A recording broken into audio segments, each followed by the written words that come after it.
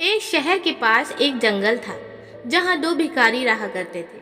क्योंकि उनके पास रहने के लिए कोई घर नहीं था, इसलिए जंगल को ही उन्होंने अपना घर बना लिया था। किसी इंसानों के घर के पास रहने पर वो उन्हें वहाँ से हटा देते, इसलिए उन्होंने जानवरों के घर यानी कि जंगल में ही रहना मुनासिब समझा।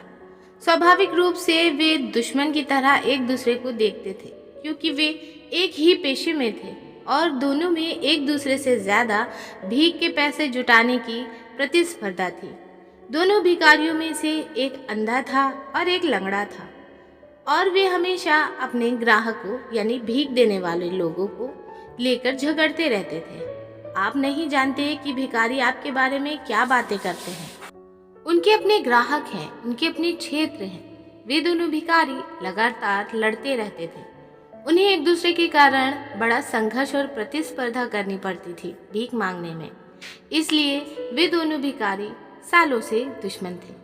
ये दुश्मनी ऐसे ही चलती रहती, लेकिन एक दिन जंगल में आग लग गई।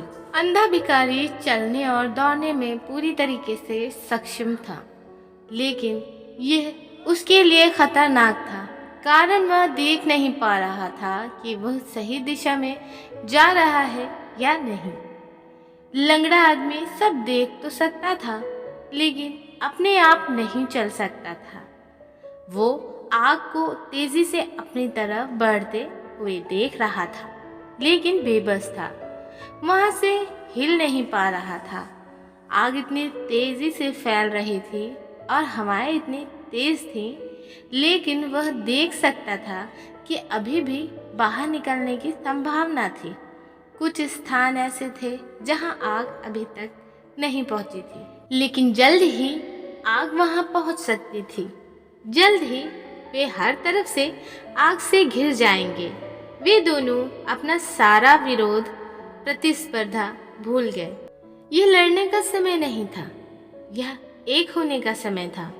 और उस अंधे ने लंगड़े को अपने कंधों पर उठा लिया और वे एक शरीर की तरह काम करने लगे। अब उनकी आंखें थीं और उनके दोनों पैर थे।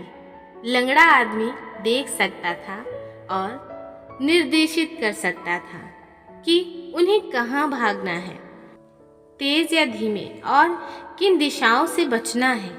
और अंधा लंगड़े को कंधों पर उठाकर दौड़ने के सामर्थ्य था। वे बिना घायल हुए जंगल से बाहर आ गए।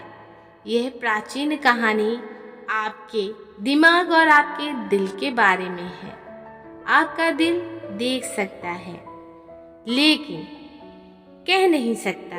आपका दिमाग कह सकता है, लेकिन देख नहीं सकता।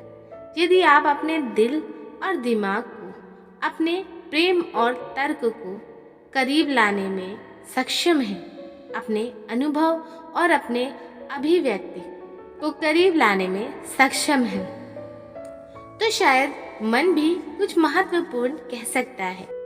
यह पूर्ण नहीं हो सकता है, यह संपूर्ण अभिव्यक्ति नहीं हो सकता है, लेकिन यह सही दिशा में एक संकेत हो सकता है।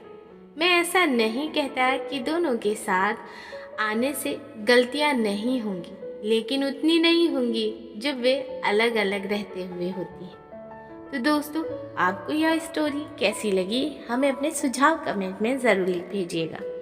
और यदि आप इस चैनल पर पहली बार आए हैं तो सब्सक्राइब करके बेल आइकन को प्रेस करके ऑल ज़रूर कर लीजिएगा, ताकि आने वाली हर एक वीडियो का नोटिफिकेशन आप तक समय से पहुंचता रहे। जाते जाते इस वीडियो को लाइक करना बिल्कुल भी मत भूलिएगा। हम आपको मिलेंगे एक और ऐसी ही बेहतरीन वीडियो में। तब तक के लिए धन्यवाद। आपका दिन शुभ हो।